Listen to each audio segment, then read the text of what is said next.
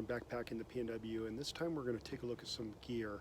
I have basically 3 different shelters that I take with me depending on what the conditions are, how many people are going, what the hike is all about. All of this can play into which one I take. The first one we're going to look at is the 6 Moon Designs Lunar Solo. It's a 1+ person shelter. The floor is a 40D polyester.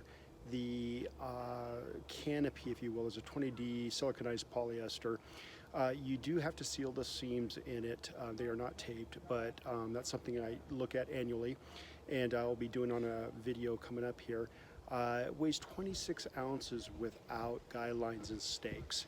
So I'm probably pushing somewhere around 30, 31, 32 ounces by the time I pack it up and get it out the door. So anyway, we're gonna get this thing set up and give you a look-see at it. Okay, that's what it looks like in the stuff sack. Approximate dimensions on it are about 4.5 inches across by about 11 inches in length, and it could be compressed a heck of a lot tighter down to make a smaller package, but I choose to leave it about that size because it fits either inside my pack or on the outside of my Gossamer Gear Mariposa. In the quiver sleeve, it fits very nicely in there. So this is what I choose, and so we'll go ahead and get this thing set up. Okay, this is what it looks like set up. Took about 10-15 minutes. And if you look around, basically it takes about 7 stakes to completely staked out. If you're going to put these little guys out, then you're going to have to add a couple more stakes. And what I do on one side is I use a trekking pole, and then on the other side, usually I try to get close to a tree to get it guided out, and that just takes it off your face a little bit. And then if the wind is blowing, it helps hold it off you, gives you a little bit more room in there. Got a pretty sizable vestibule. You could leave this open and get some air, or you could get your boots underneath there. I've actually cooked underneath there before, and it gives you just a little bit more place to put your gear. On really nice nights, or if you want a little bit more breeze, you can go ahead and open both flaps of the vestibule, and that gives you wide open space to get some good air in.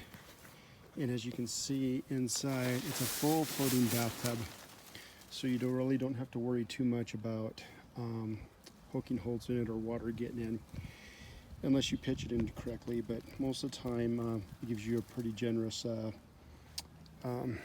sidewall here to make sure that you're up and out of the water.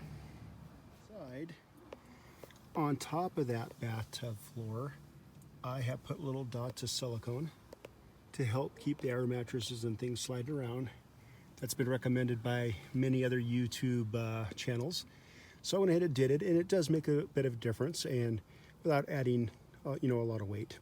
This is my lightest shelter that I have, so this is the one I take when I'm going to get a lot of miles, and try to keep the pack load as light as possible. So, and as you can tell on the back area there, it is all completely screen mesh, so that you get some fairly good airflow around there. And so condensation can be an issue with a one wall tent like this, but if you try to watch where you're setting it up, try not to get it on wet grass, try to stay away from lakes, that type of thing, it'll help a tremendous amount. Okay, I'm almost 6 foot, and as you can tell, there's plenty of foot room. My head is about 1 foot from the top as well, and 1 foot from the edge.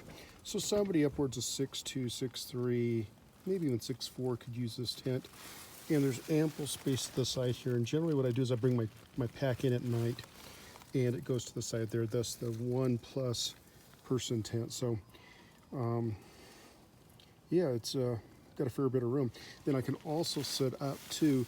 The trekking pole is set to 49 inches tall. Usually I try to squeak a little bit more out of that and get up to 50 inches. It just really depends on what the weather's like and what I'm trying to do. So anyway, I can sit up in here and dress and feel like I have a little bit of room in here. So anyway, that's a look at the inside.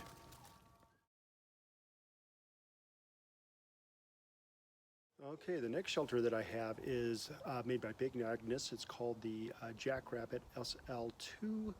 It is a 3-season tent, 2-person. Although I've had it out in the dead of winter with a foot of snow on it, it held fine. Obviously would not, take it up, and do any summiting with it. But, for, light duty winter application, it's pretty good. And it does take up a lot of room. It weighs about 4 pounds to 4 pounds 3 ounces. I do have the optional footprint that goes with it because I just like to protect things and don't want a stick poking up through the bottom of my tent floor. So anyway, it's been a really good tent for me. It is all ripstop nylon with a polyurethane coating on it, and it has done really well. All the seams are taped, and it's never let me down yet. So a little heavy to carry, but when I'm going with my wife or just want to spread out a little bit and I know the weather's going to be very inclement, then I'll take this one with me as well. Okay, this is what the other one looks like, and this is the main tent body and the fly. This is the optional footprint, and these are the pole package, and it can pretty much be deployed freestanding, although it does perform better staked out. And as you can tell, it does not pack down very tight, but on the other hand too, it's a good sized tent and there's a lot of protection there. So let's get this thing set up. This one's half set up. You can see that I have the poles in, and I haven't yet raised the tent on that yet, but that's what it looks like before, and the footprint is already on it. So I'll show you what I do with the footprint later, but for right now, this is what it looks like. Okay, this is with the tent up, no fly on, and you can see that if the weather is going to be really nice, just give you all kinds of views at night to watch stars and stuff. So it's another advantage of having a tent like this is that you have multiple ways that you can set it up and use it. So kind of cool. Okay, this is fully set up with the rain fly. There's 2 vestibules.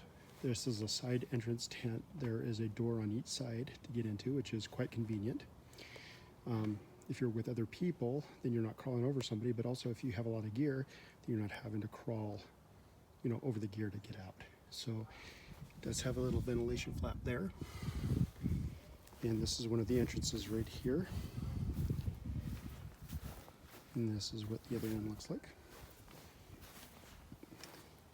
And then this would be your other entrance there.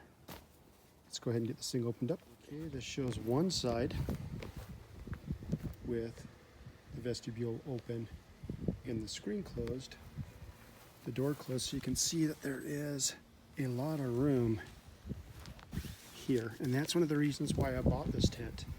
It looks very similar to the copper spur in both the amount of square feet that you have, and then also the headroom and everything else. But at the time, there was quite a bit more fabric up instead of screen. Now, along with that comes a penalty, which is a weight penalty, but at the same time, for what I was going to use this tent for, I felt that that was necessary. So this is the side that is open. It's kind of a semicircle opening, and this does tie back too, but then that does give you the interior space here. So let's pull this door back and we'll give you a look. Okay, so this one's fully set up. Gives you an overhead view. And now, the top view here. And I got both doors rolled back and only half of the vestibule open. So we're gonna go ahead and roll that back, and we'll show you that. With the full fly rolled back. So then you can see if you're not gonna have, bad weather, you could go ahead and open up like this, still keep the fly deployed, and then if it did become inclement, then you could go ahead and just stake out the rest of the vestibules there. Okay, there's my son Gus. He's in there. It kind of shows you the room. And what we're going to do is we're going to go into one more configuration. The beauty of having a double wall tent, fly and tent separate, is that if it was pouring down rain, we could actually take the tent down inside and leave the fly up. That's where that little footprint comes in handy, because technically one of the setups is leaving the footprint down and just having the fly up and not even bringing the tent with you. And that configuration is the lightest that you can do, although there is no protection against bugs or critters or anything like that. So anyway, that's going to be the next step. This is that last setup that I was talking about, where there's just the footprint and the fly, everything's staked out. You can still put the vestibules out, but this would be the lightest configuration that you can do in this particular shelter. I've only been out in it once like this. Generally, if I'm going to climb into a shelter, you know, I want the screen. I want bug protection. I want all of that. If I'm going to sleep out, then I'll just cowboy camp. So I would not carry all this just to do this. I'd rather go out with a pad and my actual tarp that I use for my hammock and go that direction. So anyway, we're going to get this package back up. Okay, I decided after looking at my tent that we needed some cleanup. So this is wash number 1. I'm using Wax Tech Wash.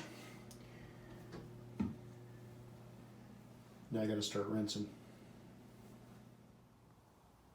I washed my 6 Moon Design tent the other night and let it dry for a day, and then I noticed that some of the seams on it need some resealing, and so these are the products that you use to re-seam seal. You have some odorless mineral spirits, some 100% silicone, got a little brush, a little syringe, and a cup to mix in. And what you want to start off with is about a 1-to-1 ratio. You want to make the silicone a little more viscous so it kind of flows into the seams, and but you don't want it too thin that it does not have any more waterproofing properties to it. So it's just kind of a feel or look type thing that I go with. So I'm going to go ahead and get some stuff mixed up, and then we'll go from there. I wanted to try to point out an area that is not sealed properly, and I don't know if you can see it or not, but right along in here there is some very thin seam sealer still on there, and I can actually see some threads. So we're going to go ahead and take just a little brush of the silicone, and we just basically come down it. Just brush it right down the seam. Doesn't have to be thick. All I try to do is just cover up that stitching. Just like that. There's another area right up here as well.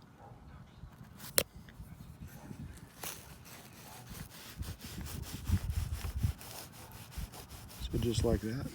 I'll put a little bit more on it, but you get the idea. So I've gone over every seam, and that includes all along all the edges here, and everything now should be sealed up. I paid specific attention to the top area in here where I did have some drips earlier. So it takes about 4 or 5 hours to dry.